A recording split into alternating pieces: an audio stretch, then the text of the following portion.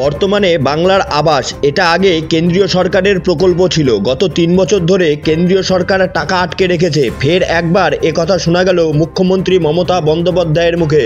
এর সাথে তিনি এও বলেন, আমাদের প্রায় 47 লক্ষ বাড়ি তৈরি করা হয়েছে সরকারের টাকায় এবং শুধু রাজ্য সরকারের টাকায় 12 লক্ষ উপভোক্তার কাছে বাংলার আবাস প্রকল্পের অর্ধেক টাকা পৌঁছে গেছে। বাকি টাকা তারা 6 মাসের মধ্যে কাজ সম্পন্ন করলেই অ্যাকাউন্টে পাবেন। প্রসঙ্গত উল্লেখ, বাংলার আবাস প্রকল্পের উপভোক্তা বাছাইয়ের জন্য রাজ্য সরকার সারা রাজ্য জুড়ে সমীক্ষা চালিয়েছিল। উক্ত সমীক্ষায় আবাসের বাড়ি পাবার জন্য উপযুক্ত 28 লক্ষ উপভোক্তার নাম উঠে এসেছে। বর্তমানে 12 লক্ষ উপভোক্তার ব্যাংক অ্যাকাউন্টে বাংলার আবাস প্রকল্পের প্রথম কিস্তির টাকা ঢুকেছে এবং 28 লক্ষ উপভোক্তার মধ্যে বাকি থাকা 16 লক্ষ উপভোক্তাদের আগামী 1.5 বছরের মধ্যে বাংলার আবাস যোজনায় বাড়ি দেওয়ার কথা জানালেন রাজ্যের মুখ্যমন্ত্রী মমতা বন্দ্যোপাধ্যায়।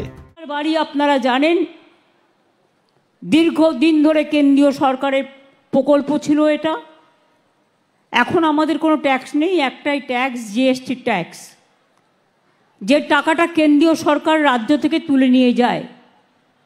একটা শাড়ি কিনতে গেলেও জিএসটি ট্যাক্স নেয়, রেস্টুরেন্টে খেতে গেলেও জিএসটি ট্যাক্স নেয়। সেই ট্যাক্সগুলো নিয়ে চলে যায়। সেই টাকার থেকে আমরা যে টাকা পাই, তার থেকে বাংলার বাড়িতে 3 বছর ধরে ওরা টাকা দেয় না। আবাসন প্রকল্পে আমরা ইতিমধ্যে প্রায় 47 লক্ষ বাড়ি তৈরি করেছি গভর্নমেন্টের টাকায় এবং শুধু রাজ্য সরকারের টাকায়। আমরা একটা সার্ভে করেছিলাম, তাতে আমাদের কাছে 28 লক্ষ মানুষের নাম এসেছিল যারা অত্যন্ত প্রত্যন্ত অঞ্চলে সত্যি গরিব। তার মধ্যে 12 লক্ষ মানুষের কাছে তাদের 50% টাকা ইতিমধ্যে ব্যাংকের মাধ্যমে পৌঁছে গেছে এবং বাকিটা আগামী 6 মাসের মধ্যে কাজ শেষ করলেই তারা পাবে। তাহলে বাকি থাকবে কত?